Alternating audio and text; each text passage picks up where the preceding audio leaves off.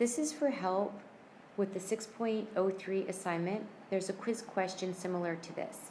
Two forces with magnitudes of 200 and 100 pounds act on an object at angles of 40 degrees and 160 degrees respectively. Find the direction and magnitude of the resultant force. The first thing you should do is draw a picture. Here I have the x-axis with a 40-degree angle and a force of 200 pounds. I also have an angle of 160 degrees. It's way over here, but the reference angle for 160 degrees is 20 degrees, and that's what the 20 degrees is for. Its force is only half as big, it's 100. So the parallelogram rule says that we are looking for the resultant force, and the resultant force will be this vector here, from the origin straight to that corner of the parallelogram. So how do we find it? We're going to break our work up into two parts. The first thing we're going to do is talk about the 40-degree angle. This first force, I'm going to call this force 1. We're going to find the x component and the y component of force 1. So the x component of force 1, if you have a little right triangle right here, if you're looking for the x component, it's going to be the cosine of 40 degrees, and that always equals the adjacent divided by the hypotenuse. Okay. This will be 153.21. The y component of force 1 is the sine of that angle, which equals y over 200. This is 128.56.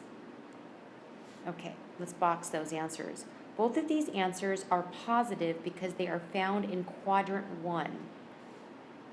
Okay. We're now going to look at the x component of force 2. Force 2 is over here in quadrant 2. In quadrant 2, our cosine values are negative, so we have to remember that. The x component of force 2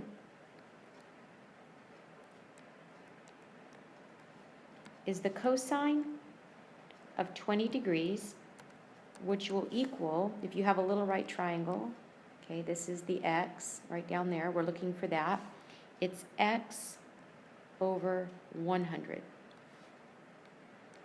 This is going to be negative 93.97. Your calculator will tell you it's positive, but because we are in quadrant 2 using a reference angle, we just have to remember that the cosine values in quadrant 2 are always negative.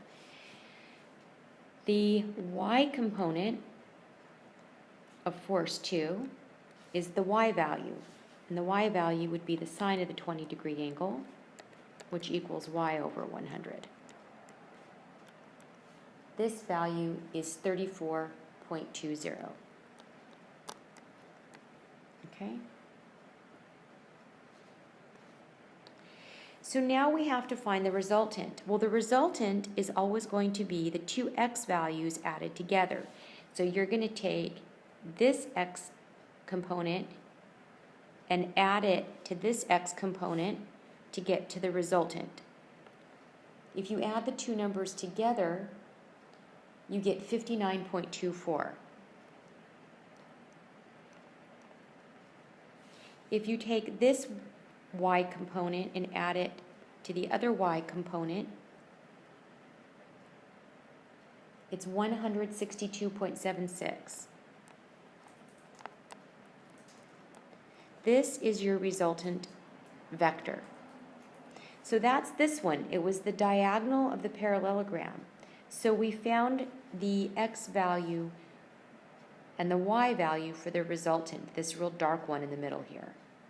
And you can see that it kind of makes sense. You can see that to get to the end of this vector, the x value is a lot smaller than the height of it. Okay, so now how do we find the direction? Let's go and redraw the picture. We have just found the resultant vector.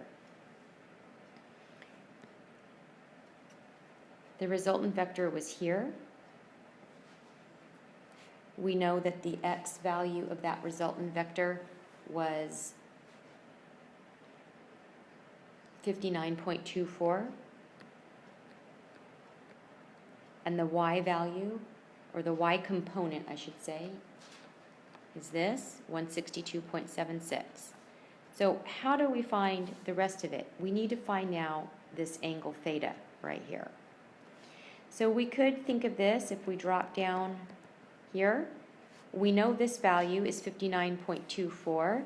We know this value here is 162.76. So if we use the tangent, we know that the tangent is opposite over adjacent. So solve for theta before you type it into your calculator. Theta equals the inverse tangent of this fraction.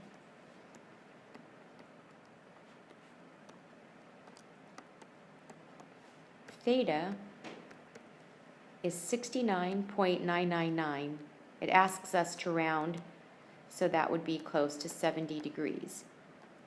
And you can see by the picture that it actually looks close to 70 degrees. So this is how you do your written part of your quiz.